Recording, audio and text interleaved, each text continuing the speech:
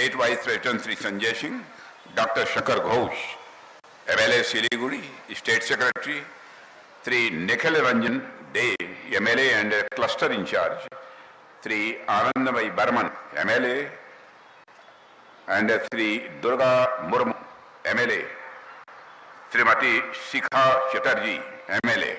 बहुत एमएलए हैं यहाँ। वाह, बहुत अच्छा। और यहां मौजूद मेरे सभी सम्मानित बहनों एवं भाइयों, शायद इस स्थान पर पहली बार किसी सार्वजनिक सभा को संबोधित करने के आप सबके सामने खड़ा हुआ हूं। आपने तालियां बजाकर स्वागत किया है, लेकिन स्वागत, अभिनंदन कभी एक तरफा नहीं होना चाहिए, वन साइडेड नहीं होना चाहिए। इसलिए मैं भी अपनी तरफ से शीश झुकाकर सिलीगुड़ी के सभी बहनों भाइयों का हार्दिक अभिनंदन करता हूं। आप सभी का मैं स्वागत करता हूं।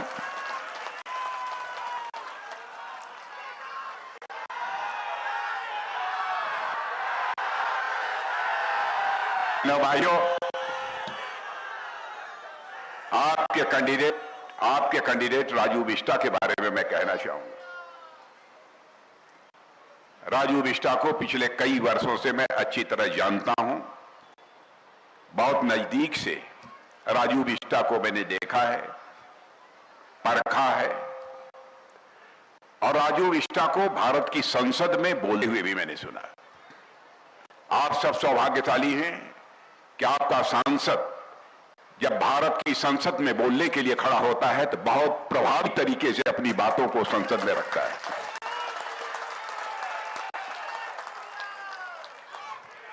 भाषण की एक शैली होती है, आर्टिकुलेशन, और आपके सांसद के अंदर वह आर्टिकुलेशन की एक कला है। काम करने के मामले में तो सारे मंत्रियों को आपका सांसद बहुत परेशान करता है।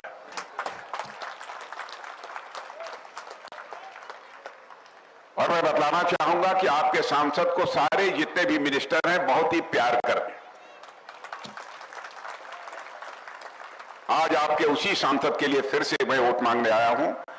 पिछली बार आप लोगों ने 4 लाख वोटों से उन्हें विजय दिलाकर भारत की संसद में भेजा था।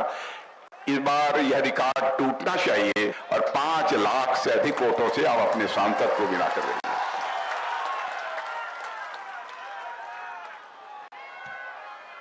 बहनों भाइयों, यहां तक कि पश्चिमी बंगाल का प्रश्न है, यह धरती विचारकों की धरती है, दार्शनिकों की धरती है, शिक्षाविदों की धरती है, कवियों की धरती है, बुद्धिजीवियों की धरती है।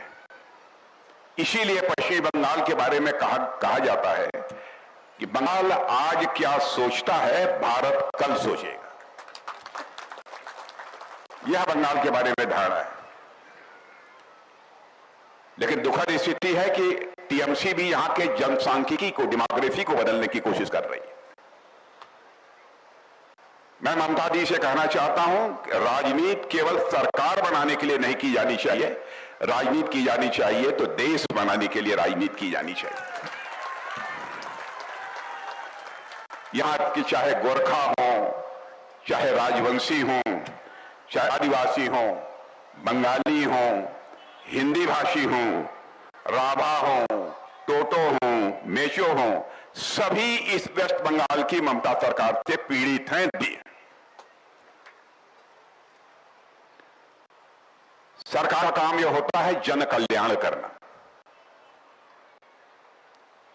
कि सरकार की रहने वाली जनता सरकार के कामकाज से सुखी हो, आनंदित हो। लेकिन टीएमसी के लोगों के कारण देखता हूं कि पश्चिमी बंगाल की जनता में एक दहशत की स्थिति बनी रहती है।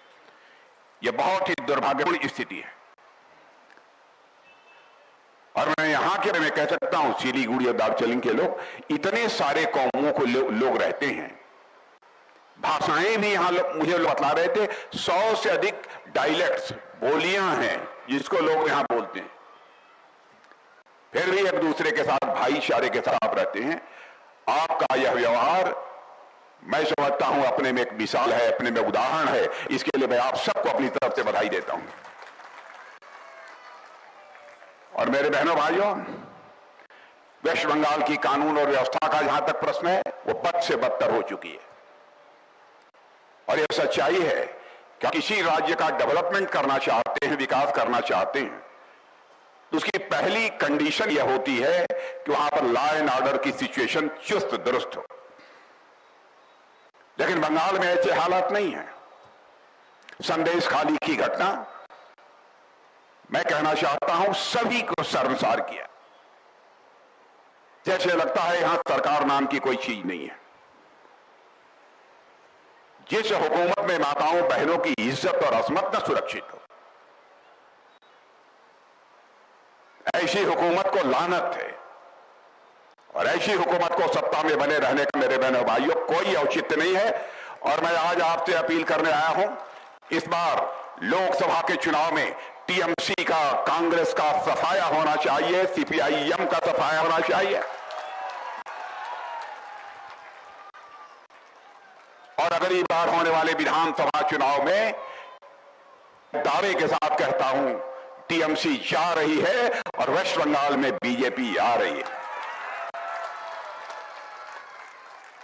ममता दीदी, मैं आपसे कहना चाहता हूं, आपके नाम में ही ममता है। ममता तो किसी भी मां का यह स्वभाव होता है, किसी भी मां की यह स्वाभाविक प्रकृति होती है।